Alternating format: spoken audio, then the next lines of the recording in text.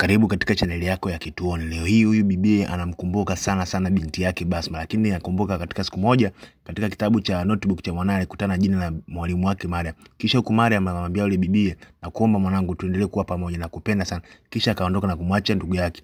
Kitu ndio anamwangalia yule Basma, akakumbuka kwamba kuna mwandishi wa habari mmoja alikuja kumwambia kwamba kuna binti mmoja amepotea huko.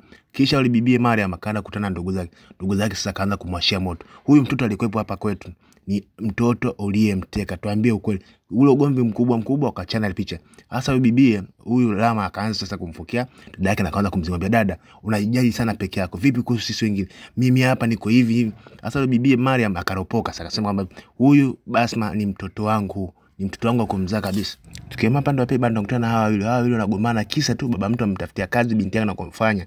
Binti mtu hataki kabisa kufanya kazi, kwani leo hii hana mood kabisa kufanya kazi. Ila baba mtu anamwambia, sikiliza, ni lazima ufanye kazi, kwani mimi ndo babako. Sasa kwa pande wa pili yule Mariam alikuwa anagondisha ile picha na kumkabidhi tena, mwanamwambia, mwanangu nakupenda sana, tafadhali nakuomba uwe nami katika mwanzo wa hii safari mpaka mwisho wa hii safari. Yale maneno yanifanya binti yule Basma yamchome sana, na kuanza sasa bibiye kulia kwa uchungu sana yule Basma. Hasa kwa pande wa pili yule Mariam anaenda kufuata mama yake na kumwambia kwamba, mama, najua nimefanya makosa. Tena mama anamwambia, sikiliza mwanangu, umefanya makosa makubwa. Mimi mama yako ni mwanasheria. Utanifanya nishinde kuelewa.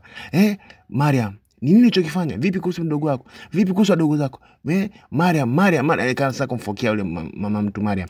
Sasa Mariam akamwambia, mama, sikiliza, nataka niwe mama bora sana kwa huyu mtoto. Ila mama mtu akamwambia, sikiliza, hata kama nataka mama bora, utakiwa ufuate taratibu zilizowekwa. Yale maneno alikuwa anaongea yule mama ilikuwa yanasikika kila sehemu.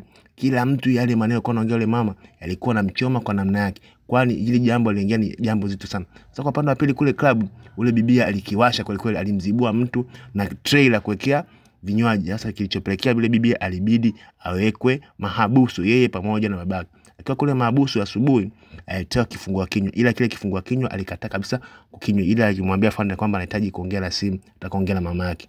Ila yule Fanda kumsikiza na kuamua kuondoka. Kwa pande ya pili bwana mkubwa anaongea na mke wake, anamwambia, mke wangu, sikiliza, daktari kasema itawezekana mimi na yeye kupata mtoto, ni jambo la kusubiri, tafadhali mke wangu nakuomba uwe mvumilivu. Sasa kwa pande wa pili Mariam alikuwa anafanya usafi pale chumbani kwake, akapata kuona notebook. Ile notebook ilikuwa imeandikwa ujumbe mzuri sana. Ile bibi akaanza kusoma. Nataka kusoma ile ujumbe ulimfanya bibi Mariam atabasamu. Kwa pande wa pili ule mtoto alikuwa hajaenda shule, bali alikuwa ameenda kwenye mitikasi yake.